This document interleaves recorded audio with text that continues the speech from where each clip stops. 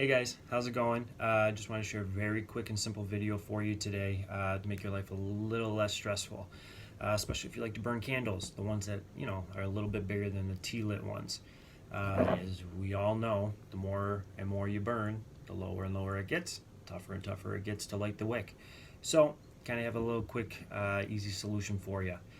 All you're going to need, a couple lighters. Everybody usually has those laying around the house somewhere. 2 nails, any type of nail, doesn't matter, and a little piece of aluminum foil. It's about 1.5 to 4 inches long. And all you're going to do is you're going to take both ends of the nails and you're going to roll the aluminum foil over to look something just like this. Okay, you want to make sure there's no pinches in the middle of it.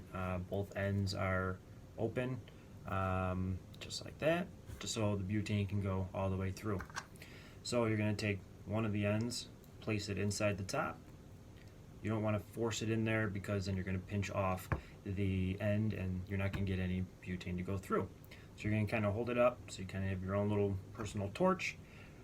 Push down the butane, take the other lighter, light up top, and there you go. And all you're going to do is put it right inside. And there you go. You have your own little torch.